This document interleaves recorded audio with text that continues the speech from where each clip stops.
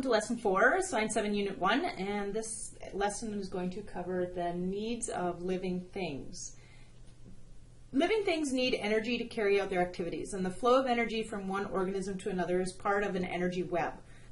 Organisms must have their basic needs in order to survive, and if an ecosystem doesn't have what an organism needs, you won't find that organism there.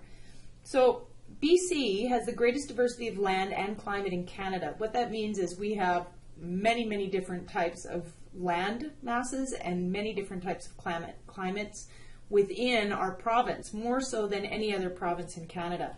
And we have 5 very distinct geographical areas. Each of these 5 areas has very unique features. Mountains, rivers, valleys, plateaus help define the boundaries of these areas. The plant and animal life and the soil and the climate in each of these 5 areas are different, creating zones. These zones are called biogeoclimatic zones. Zones with a particular biota, plants and animals, biology, geography, the surface features of the land, and climate, long-term weather. Okay? So there are 14 different zones in BC within those 5 areas. This creates a great variety of living conditions for organisms. Okay? So the 5 basic needs that all organisms need to survive: sunlight, food, air, water, and shelter. Their habitat. So the physical space where a certain species lives, okay? And all species need those same basic things, but in different amounts. So different ecosystems supply different amounts of sunlight and different types of water, fresh versus salt, and different types of shelter. Okay, so if we look at this map of the biogeoclimatic zones, it gives you information about geography, climate, vegetation, and the soils is all there. This type of map is built up in layers, adding each type of information one layer at a time. For example, there are warm and cool areas, there are wet and dry areas. Different plants and animals live in different areas where their needs are met. The non-living elements can be limiting factors for certain species. In the example of the Cohutsamine Valley, there are biogeoclimatic zones within it: the mountain hemlock ecosystem, the coastal western hemlock ecosystem, and the alpine tundra ecosystem. Uniqueness within ecosystems connects with stewardship, which we will talk about in a few lessons from now. If humans are to live in a sustainable way, then we must understand how each specific area provides the right living conditions for various species. This is one of the reasons that the Cohutsamine Grizzly Bear Sanctuary was formed in the first place. The area must be a unique ecosystem to support approximately 50 grizzly bears. The land base is protected, but more recent concerns are focusing on what is happening in the ocean ecosystems, and are the two linked somehow.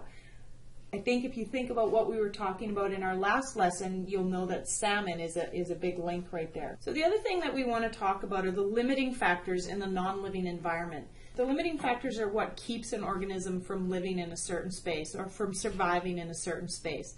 So any part of the non-living environment that determines whether or not an organism can survive or meet its basic survival needs is considered a limiting factor. So we have 5 limiting factors as well: physical barriers, sunlight, water, temperature, and soil.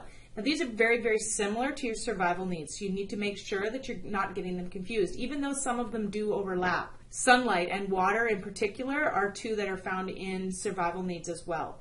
So physical barriers. Sometimes an organism simply can't get to a specific ecosystem. They can't cross a mountain. They can't swim across the ocean, so you won't find them there. Okay, sunlight. Sunlight is pretty straightforward. A lot of organisms need more sunlight than others do. There are plants in our North Forest that grow better in shade than they do in direct sunlight. Palm trees can't exist here because they don't get enough sun. Okay, so it really depends on what it is, how hot the climate are, and how adaptable species are. But the different species need different levels of sunlight. The same can be said for water. So different species need different types of water: fresh water versus salt water versus estuary type water. And the availability and type of the water in an ecosystem determines what kind of organisms can live there. So some animals need to drink water, absorb water every day. Others can go long periods without water, such as animals that live in deserts. Some animals need water to reproduce, like frogs. They need water in order to lay their eggs. Others need very specific types of water: salt water versus fresh water. As I mentioned before. Temperature is another one that is a limiting factor. Temperature can limit the survival of an organism if the temperatures are too hot or too cold.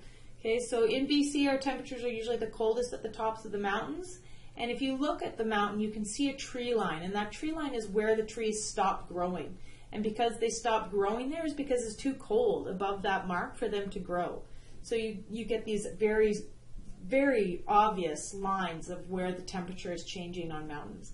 Okay, another thing that temperature can limit is in things like salmon streams. Okay, if you have salmon eggs need a very specific temperature in order to hatch and grow.